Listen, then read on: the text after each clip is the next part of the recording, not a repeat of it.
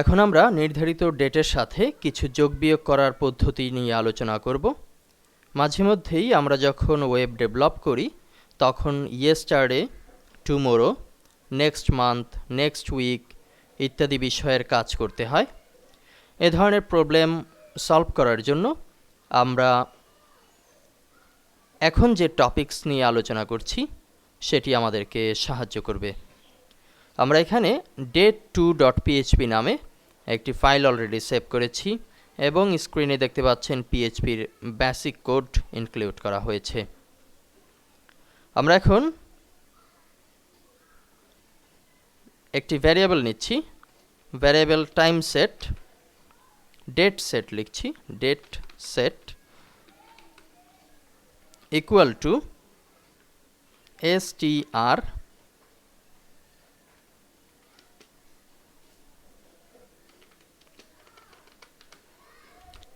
to time time, দুটি first bracket এবং semicolon. এর মাঝে আমরা ডাবল ইনভার্টেড কমা ব্যবহার করছি এবং লিখছি +1, পাশে লিখছি উইক, ছোট হাতের উইক, অর্থাৎ আমরা যে আজকের টাইমটি ব্যবহার করব সেটির সাথে এক সপ্তাহ যোগ হয়ে প্রিভিউ করা হবে। এটি হচ্ছে তার জন্য একটি নির্ধারিত ফাংশন। এ পর্যায়ে আমরা ইকো কমান্ড ব্যবহার করব, আগের মতোই echo date first bracket semicolon, ব্র্যাকেটের ভেতরে ডাবল ইনভার্টেড কমা। এখানে আমরা লিখছি ডেটের যে ফরম্যাট, ডে, মান্থ, ইয়ার।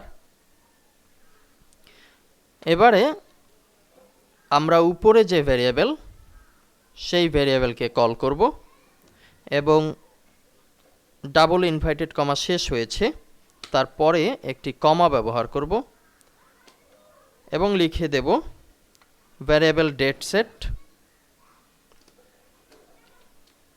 ভ্যারিয়েবল ডেট সেট, যে নামটি আমরা উপরে ব্যবহার করেছিলাম। আমাদের টোটাল কোড লেখার পর্ব শেষ। এখন আমরা যদি ফাইলটিকে সেভ করি কিবোর্ড থেকে Ctrl+S প্রেসের মাধ্যমে, পরবর্তীতে যদি গুগল ক্রোমে ব্রাউজ করি localhost/phpguru, অবশ্যই মনে রাখতে হবে লোকাল হোস্ট যখন আমরা ব্যবহার করব আমাদের জ্যাম সফটওয়্যারটি রান করিয়ে নিতে হবে অ্যাপাচি এবং মাইস্কুয়েল। শুধুমাত্র পিএইচপির কাজ করতে গেলে মাইস্কুয়েল জরুরি না, তবে করে নিতে পারেন। যাই হোক, আমরা এখন localhost/php_guru এই ফোল্ডারটি লিখে এন্টার প্রেস করছি। আমাদের সামনে নির্ধারিত পেজ চলে এসছে। এখানে আমরা দেখতে পাচ্ছি date2.php নামে নতুন একটি ফাইল ক্রিয়েট হয়েছে। এখানে যদি ক্লিক করি আমাদের সামনে যে প্রিভিউটি আসলো সেখানে 8 অর্থাৎ 8 তারিখ 12 মাস 2011 এটিই কিন্তু প্রদর্শিত হচ্ছে।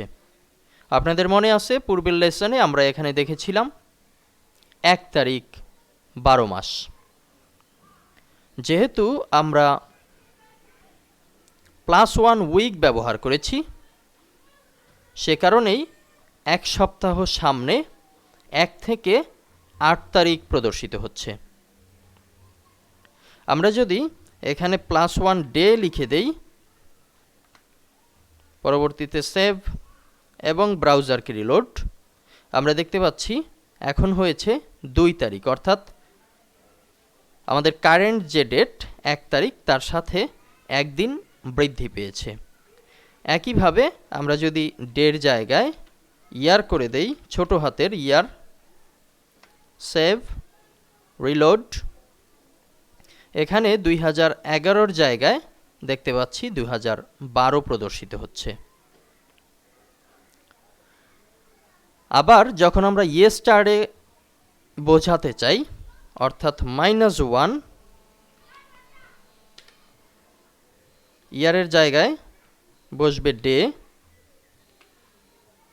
ফাইলটি সেভ করছি, ব্রাউজারকে রিলোড করছি।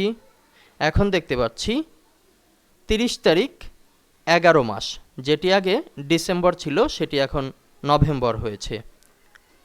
আশা করি এখন আপনাদের সামনে ডেটের পুরো বিষয়টি ক্লিয়ার হয়েছে। আবার একটু রিভিউ করছি।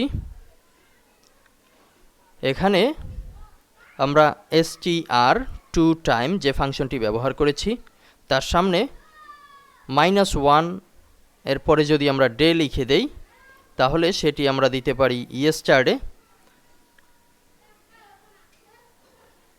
পরবর্তীতে আমরা যদি নেক্সট ডে ঘোষণা করতে চাই তাহলে এখানে +1, ডে অপরিবর্তিত থাকবে, সেটি প্রদর্শন করবে নেক্সট ডে কিংবা টুমোরো। নেক্সট উইক দিতে চাইলে এখানে +1 রেখে ছোট হাতের উইক লিখতে হবে। আবার যদি 2 কিংবা 3 এমন একটি নাম্বার যদি ব্যবহার করি তাহলে এস যোগ করে দিতে হবে। ধরুন আমরা চাচ্ছি +2